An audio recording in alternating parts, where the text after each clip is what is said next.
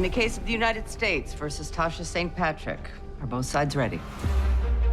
I don't want you to come to the trial. What you need to be doing is making sure Davis gets paid. It's a lot of action going on. Sex free. Each of you has a card with a secret.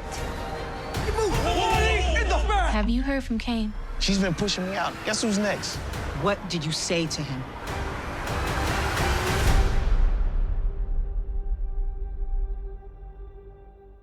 Hey guys, and welcome to my power review video. Today, we're going to be talking about Book 2 Ghost, Episode 7, titled Sex Week. In this episode, the students of Stanfield are observing their sexually explicit week, where they're cutting loose and getting laid. But first, we're going to open up at the house of worship, where a pastor and one of his deacons are counting the collection plate money. The deacon hears a noise, and this is where Kane, along with 3 other GTG members, all hooded and strapped up, bust into the room to relieve them of their holy offerings. In this scene, the pastor gets pistol whipped after opening the safe, and the deacon takes off running trying to get away, causing one of the members of Kane's crew to shoot another member in the shoulder by accident. Kane is responding like this based off what happened in the last episode, where Lorenzo had him jumped by the COs. We might be seeing the beginning of Kane carving out his own path or demise. I guess we'll have to keep watching to see. In class, 5 students are finally selected as semi-finalists for the fellowship. Lauren was included, but Tariq wasn't. A little later on, Jabari sees Carrie calming Tariq down in the hall, drawing his suspicion. We cut back to Tariq and Brayden's room, where we find Brayden going down on Riley.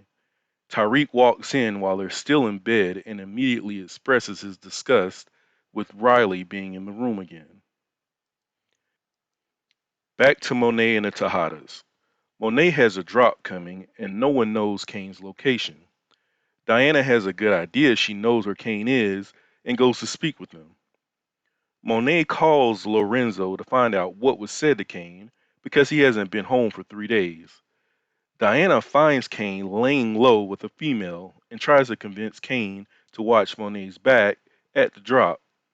She also added that this can also help calm the tension between him and Monet. He agrees, so Diana informs Monet and is back to business as usual. Back at school, we have Sebastian Stern visiting Tariq, wanting to know why the papers are piling up and not being fulfilled. This prompts Tariq to call Monet, requesting more product. But we all know Monet is basically waiting on her contact and the product isn't available.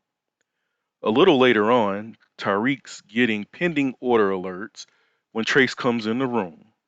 Tariq confronts him about the missing product he still owes him.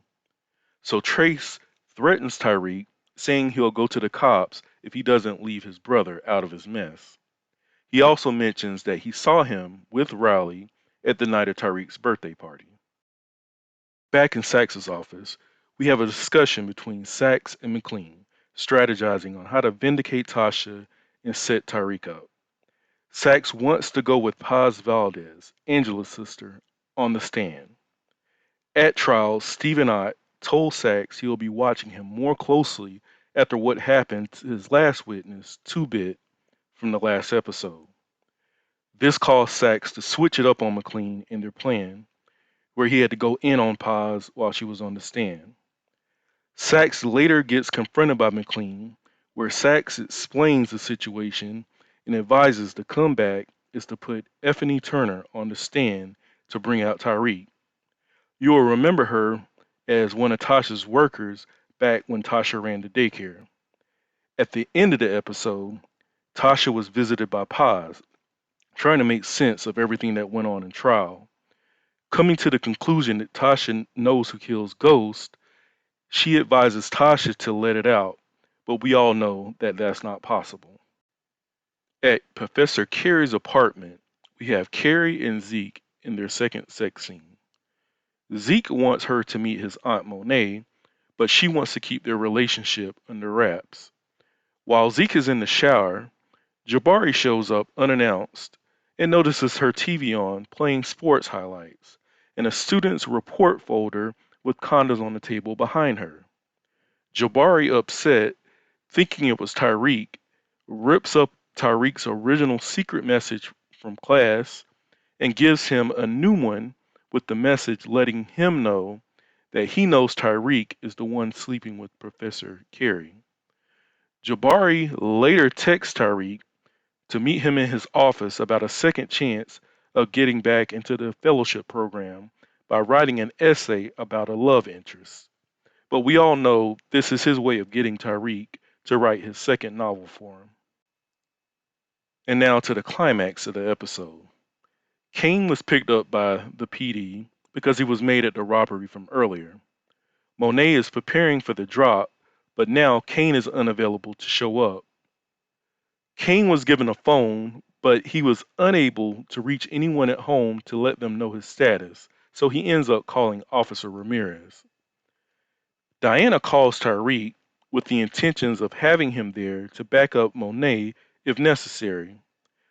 Good thing she did because DC Joe wanted to be paid in full for everything he brought, money Monet didn't have.